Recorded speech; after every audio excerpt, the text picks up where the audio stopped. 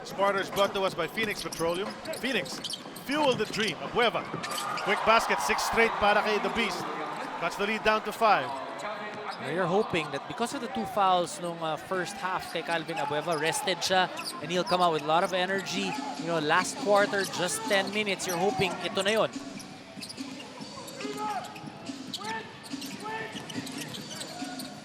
Pass inside to Adadi. There he is once again. Looking for the travel yung mga Gilas Pilipinas boys on that spin move. But the call was a foul upstairs. So linya na naman si Ahmed Adadi. Suki na sa dyan. Here's Abueva a while ago. The drive straight to the hoop. 3-on-1. A helpless ang defender ng Iran on that play. But on that play as well, mukhang na-injure itong si Terrence Romeo. And his foot is up.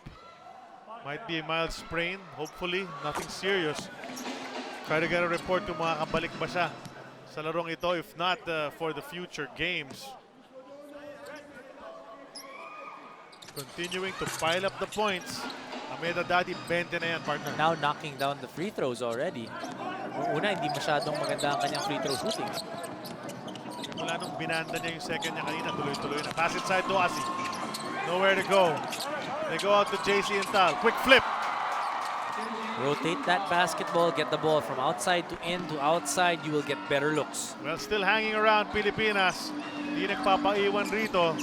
Lead had gone up to double digits, but fighting as usual.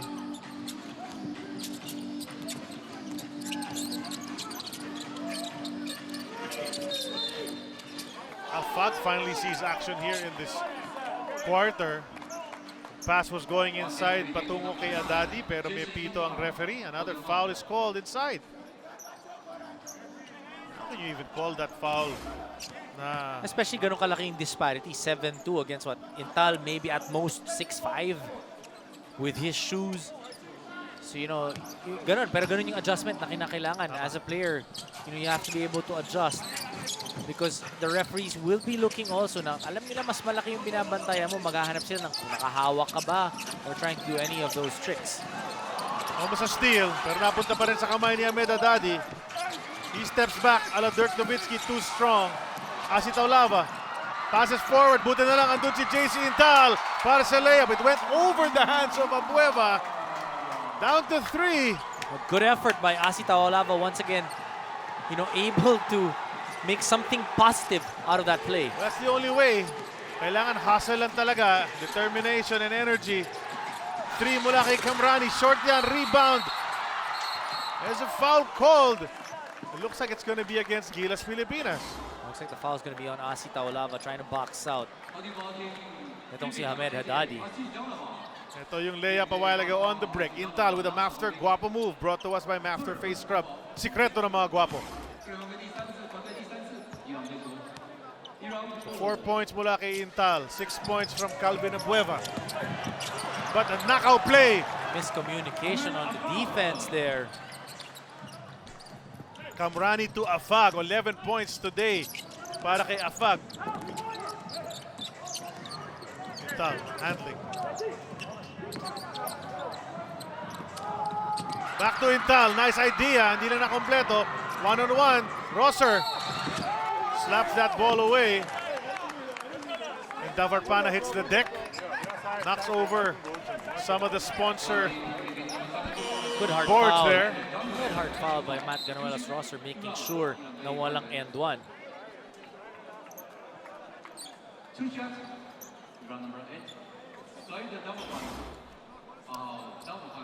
Well, much ado about nothing dun sa play na yon para kay Davarpana. As you said, it's just a good hard foul to prevent a possible three-point play. But he knocks the free throw down. Adadi back on the bench, huffing and puffing. Pagod na rin talaga si Adadi, but the damage has already been done up to this point. But also good pacing by Coach Bowerman on Ahmed Adadi. A split. Gilas 6. Ito na Gilas Pilipinas. Abueva. Almost a steal. Hindi lang nakatingin si Madi Kamrani on that play. Didn't know the pass was going his way. May kamukha tong si Kamrani. Artista. Comedian. Comedian. Si Russell Peters. Mukha niya. Medyo nga. May hawig nga. Aslani comes back in para palitan si Kamrani. So no Adadi, no Kamrani in the lineup of Iran right now. Maybe a chance to take advantage. Pingris will make his move contra Sakyan. It's tipped away. He gets hit in the face. He has to go down on defense.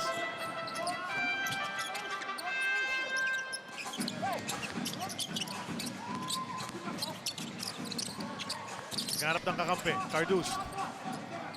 Hindi pala. Si Asanzade pa yun. Another outside shot doesn't go. Almost taken once again. Somebody have to mark this guy and block him out. You know, you cannot lose focus of your man, whether it's Haddadi or somebody else. You need to be able to keep the offensive rebounds down. We've already given up 18 offensive rebounds. Manuel Astrosser magtatawid ng bola. Aslani tight guarding. Trying to chop away some seconds mula sa shot clock. Intal. They want to go to RDO. Against a smaller defender, RDO wants to take advantage. Flips it up. They say the foul was downstairs.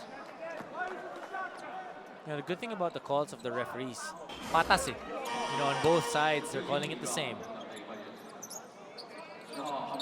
Manipis man, patas naman. Tawagan. It's going to be a baseline inbound. Davarpana sits. They send back in Jamshidi Mohammed. Used to play on the youth team ng Iran and moved up to the seniors team, to the men's team, and has played very well. Wide open dapat doon si Calvin Abueva. Would have returned the favor.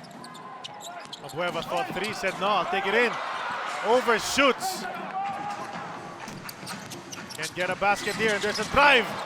Dire-diretso naman sa hoop. That's a foul once again. This guy is doing damage. Manuel Astrosser. It's stripped away. Out of bounds on Gilas Pilipinas. 6 minutes, 36 remaining, just an 8-point lead. Matt Manuel Astrosser not as effective as he was in the previous games. Jason Castro binalik na ni Coach Tab Baldwin as Manuel Astrosser is back to the bench, frustrated apparently. Norwood Benedicted, Abueva will sit. And Abueva did provide a spark at the end of the third and into this fourth quarter. Limited minutes siya ngayon dahil foul trouble ng maaga. Sakyan inside. Asanzade having trouble against Totua. 3 seconds. The defense, like Gilas Pilipinas, you have to see pag you know, certain guys on the floor, looks like they're very comfortable playing defense with each other. Napaka-importante ng communication pagdating sa depensa, especially when you're playing against a taller team. And just like that, they reinsert a well-rested. Nakapagpahinga ng 2 minuto, umakyat pa yung kalamangan. So last-ditch effort para sa Gilas Pilipinas, try to catch up here. Only 6 minutes and 6 remaining. Castro, stopped away. They got to pick it up. They see Intal in the corner. Releases from 3. Big shot mula kay JC Intal. Ball rotation. Jason Castro able to get that ball to the corner to JC Intal. Intal finally knocking down that 3. Kailangan ng Gilas Pilipinas ang isang run katulad ng ginawa nila kontra sa Japan, but easy baseline drive mula kay Jamshidi. Nice pass from Haddadi. Haddadi again making the right decision. Nakita niya nag-commit yung defender. Nawala, gave that little screen, that little pass. Easy 2 points. They go to Totua. Out to Ranidel de Ocampo. He'll drive this time. Go under the defense but overshoot. Jamshidi against the much smaller Castro. Good D. Good D mula kay Castro preventing that. Now time for the defense to set.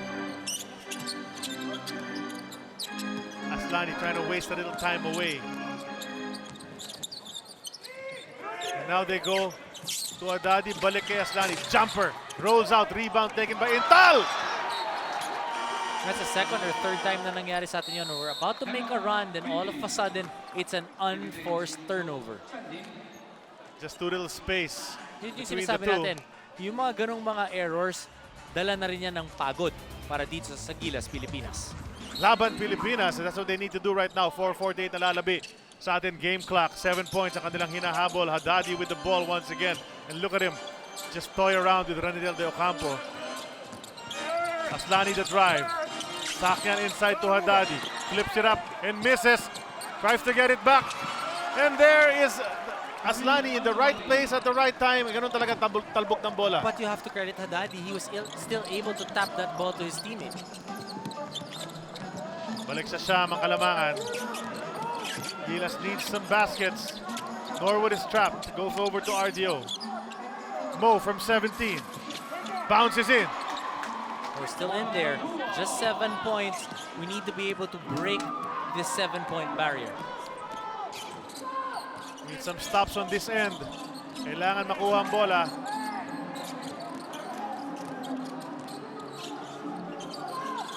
Haddadi to the driving Aslani once again. That's a miss. Ito Gilas sa atake. Norwood.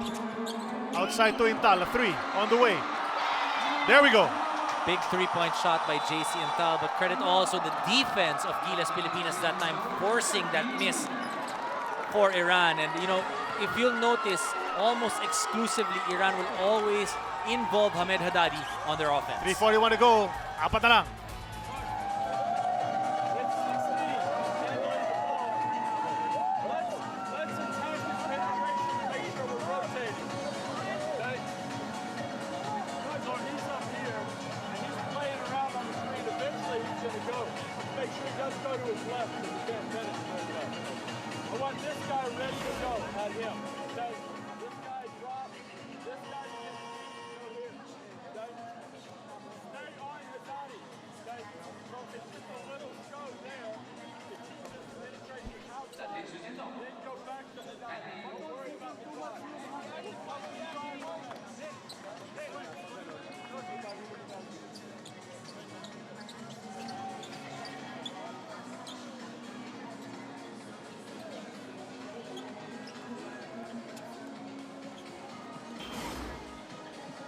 JC Intal in double digits, 2 3-pointers para palitin ang Kalamangan ng Iran. Now just at 4, 3:41 pa ang natitira. Philippines not giving up in this battle, Doms. Tuloy-tuloy pa rin ang paglaban. That's what you like about Gilas Pilipinas. This team definitely has a lot of heart, and you can see them cheering them on. You know, tsaka hindi lang yung mga Pinoy ang fans ng Gilas Pilipinas, pati yung mga taga-ibang bansa. Hangang-hanga sa laro, but here they go once again. And why not? Haddadi out to Jamshidi. That's a 3! A big play by Iran. Again, going to Haddadi inside. We collapse. Great defense. Kick out. Tried to rotate. They just knocked down that shot. It's not all about just the size of Haddadi. No? Iba na rin ang dimensions na nadala niya throughout his vast experience internationally in the NBA. You know, it's one thing to be big. It's another thing na pag dinobol ka, makikita mo kung sinong papasahan mo. This at rest ni Ranidel de Ocampo. Time dwindling down to 3 minutes remaining. And there's that 7-point spread. Once again. Aslani. Goes over to Afag. He's hit a couple of threes. Mintis yan sa rebound. Natamaan si Ranidel de Ocampo. No foul called. It's tapped out by Sahakyan.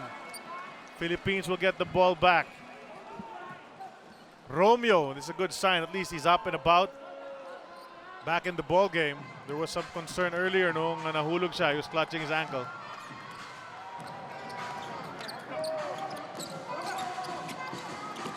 Romeo gets it and he's shooting immediately. That's a miss. Tapped away by Tautua. Balik ang bola sa red shirts. 2:31 na lang ang natitira. Also test of character for Terrence Romeo. After tweaking your ankle, tinawag siya ulit ni Coach Tab Baldwin, and he's ready to go. You know, the 2 3-pointers of Intal were such a welcome sight. Pero aside from that, outside shooting has really been poor para sa Gilas Pilipinas sa larong ito. And the pass is too strong of Tautua. Knocks down the signboard. Just big plays para kay Hamed Haddadi, making the right decisions, getting his team involved. Hindi sila natitinag. Big run by Gilas Pilipinas, but still able to stay calm and composed, get that extra effort, able to make those big plays.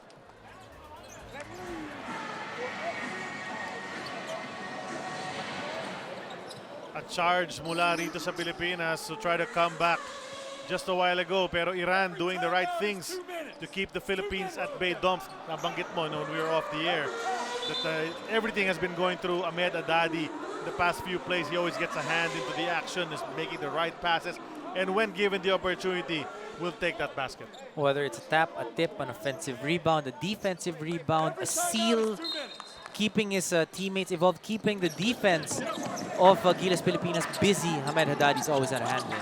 Siyempre malaking bagay din pag papasa ka out of those double teams. At the guys you kick out to knock down the shot. Jamshidi Mohamed hit that basket just a while ago mula sa kanto. Kaya lumaki na naman ang siyam ang kalamangan ng Iran.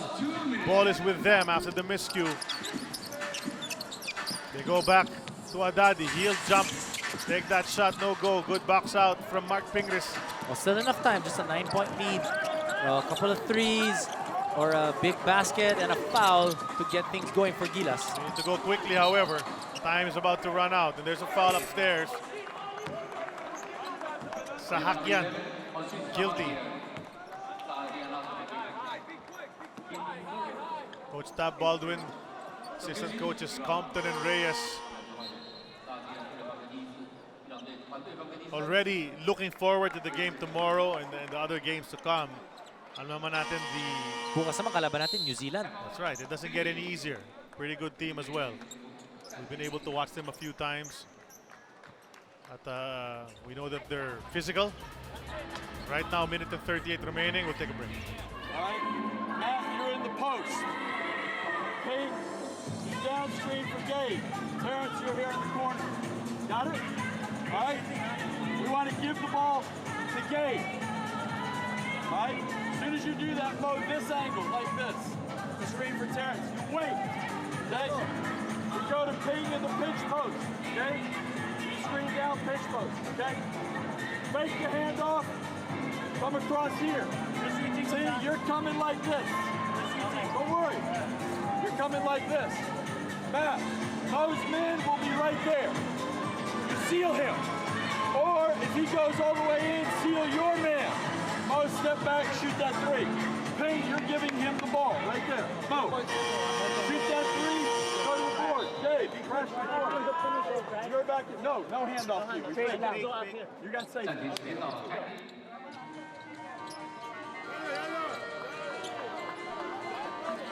Yan ang dahilan talaga kung bakit napakadominante ng Iran in the past 5 or 6 years in Asian basketball. Hamed Haddadi, the center of attention, and really has just improved as the years have gone by. Napakalaking weapon para sa Iran.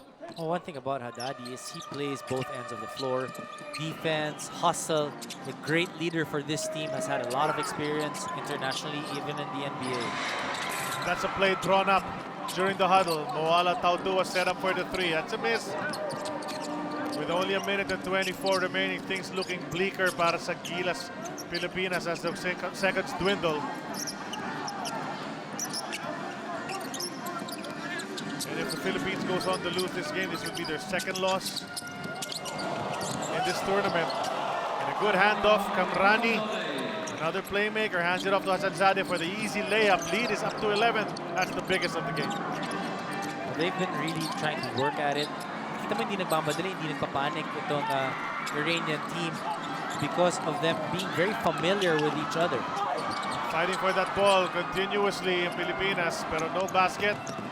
And Aslani, we were talking about the lack of transition baskets earlier on, but here in the second or the fourth quarter, medyo nakakalat na rin. Well, the last 1 minute and 45 maybe.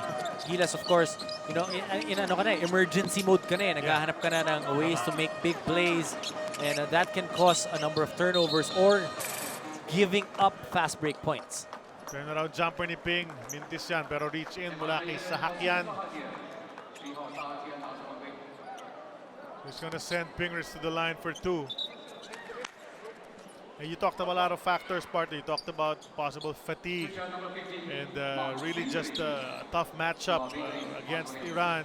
Plus, you gotta remember, nakakakilala pa lang itong mga players ng Gilas Pilipinas. You know, it's great when we start winning, but Coach Tab Baldwin, he's got the eye on the prize. It's FIBA Asia. It's not the Jones Cup. He wants his team to improve game in and game out, put themselves in situations that can bring out the best in them. So you put pressure around. You put a difficult situation para makita mo kung sinong lalabas. As Ping hits the first, second one bounces in as well. Tab Baldwin tumawid na sa half-court line a while ago. You saw him shaking hands with Iran coach Bowerman. Still 27 seconds remaining. Just trying to set up some plays. We'll be back. Get out to the other side. 3 for 2. Then we go 4 and 5 for 1. 4 to the corner and 5 to the ball. So that the 3-man has 3 options on the ball. But preferably you get it to your point guard. Hey, enough of that. Just let the clock run out. Bukas, September 4, it's going to be Gilas against Wellington, New Zealand. Live on TV5 Action and Sports5.ph. Alas 3 naman pagkatapos niyan. Live on Action and Sports5.ph. Republic of Korea kontra Japan. So Gilas campaign continues. Pagkatapos naman ito, New Zealand takes on Japan. Live on Action and Sports5. Jamshidi, the inbound to Kamrani. They're going to waste the time away. Just a couple of seconds differentiating the game clock and the shot clock. So the Philippines will suffer its second defeat against 3 wins. And Iran coming off a loss, a big loss against the USA where Adadi and Sakian didn't play. Will bounce back. Well, looks like sukat na sukat para sa Iran. Yung talo nila kahapon. You know, they've come out strong. And this is the team that we saw 2 years ago dito sa Pilipinas to be able to win that FIBA Asia Championship. Calm, composed, under duress, making the right decisions, not panicking even with a new coach. Tama yun. Ang ganda ng kanilang nilalaro. Well, overall, no? Except for the temporary setback kontra sa US, where they did decide to sit Adadi, which is the biggest reason why they weren't able to dominate, not to take away anything sa ginawa ng US squad. This game will be replayed, but Iran getting yet another victory, asserting itself as the power in this tournament, on its way to another victory, and Tab Baldwin just teaching some lessons with a few seconds remaining. You look at these situations, 9.7 seconds left in the basketball game. You're trying to teach game situations that you could encounter in the future. So you want to put your players in a position to succeed, and that's what Coach Tab Baldwin is trying to do right now. Yun na nga, ginagawa siya ng mga situation na. Imagine Moala Tautua being set up for a 3-point pop-out. And you wouldn't normally think he could do that. But that is the kind of talent that Moala Tautua has, and Tab Baldwin believes na kaya niyang gawin yung mga ganyang klaseng play. He's shown us some range, 15 to 17 feet. Siguro pina-extend. Sina-challenge siya ni Coach Tab Baldwin to step back even further. There's Asi Taulava. Valiant effort once again. Oh, great effort by Asi Taulava. That third quarter, we really had a difficult time, but Asi Taulava kept us in the basketball game. Despite having to guard Adadi or Cardus.